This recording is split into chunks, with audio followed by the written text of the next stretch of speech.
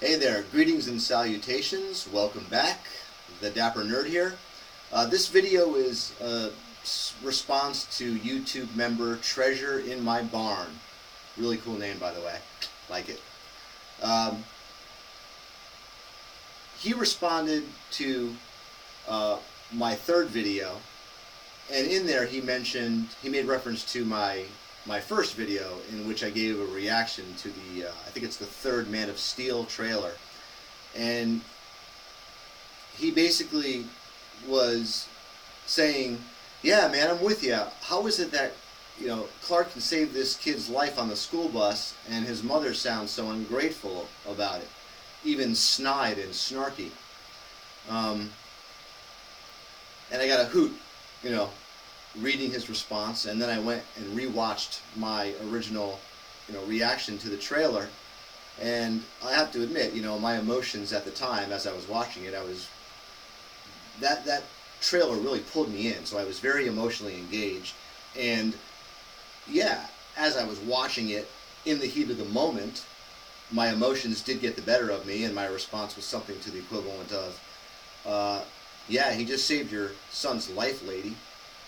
To which I could have added, so, instead of acting all snarky about it, you could maybe be more grateful and, at the very least, slip $100 bill in Clark's hand and maybe buy him some Burger King. Later, though, upon sober or more sober reflection, there's an interesting idea embedded into that emotional response and into the response of the fictional character of the mother. If we actually put ourselves in her brain and see it from her perspective, I think most of us would come to understand that it's actually a pretty valid reaction that she would have,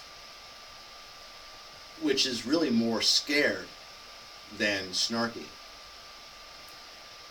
Unlike us, this woman, the fictional mother of this kid in Man of Steel, she doesn't come equipped with all of the knowledge and all of the emotional baggage that we do regarding Superman.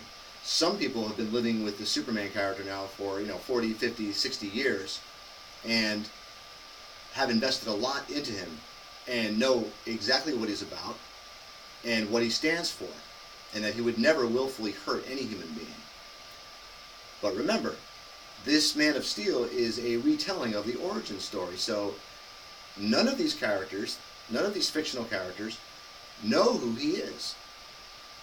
As far as this woman's concerned, her son's basically going to school and sitting next to, in the lunch room, in the cafeteria, he's sitting next to a kid who basically pulled a 5-ton school bus out of the river and placed it on the pavement as if it were a quarter. So it's understandable that she would be just mildly concerned about exactly who or what Clark Kent is at that point, after he saves the kids. Let it also be remembered, one of the reasons why I love Frank Miller's The Dark Knight Returns is because it just really shows the extent of Superman's power. It really shows you what the boy is capable of. Toward the end of the comic book and recently the DVD, by the way, great rendition of the comic book in animated format. Wonderful. I highly recommend it. But anyway, towards the end of the story, you see Superman pretty much dismantling an entire Soviet naval armada in less than 30 seconds.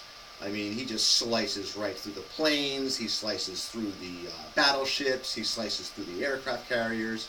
I mean, he sinks the entire armada. It's an awesome scene. And then about a half an hour later, he literally carries a nuclear weapon out of Earth's orbit into outer space, where it proceeds to detonate while he's holding on to it.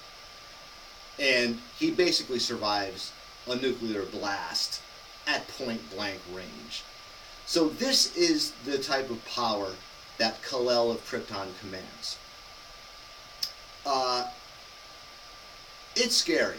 And if you don't know the guy, like these new characters in Man of Steel, who are basically coming at him, being introduced to him for the first time, I mean, yeah, he could tell them he means Earthlings no harm, that he's been living amongst us for a long time, that he just wants to continue to live amongst us and be one of us, in effect.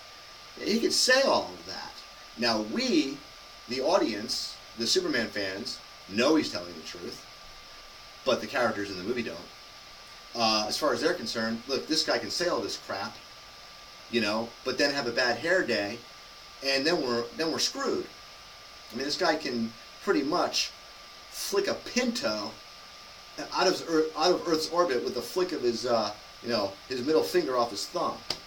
So I think if we look at the character from that perspective, or I'm sorry, if we look at Superman from the perspective of these other characters, these other fictional characters, in the case of this video, the mother of the boy, we will see that in actuality her response is pretty fairly valid, I think. At least that's how I choose to look at it. Of course, like us, she will come to learn that Superman really does mean well, and he's here to help us.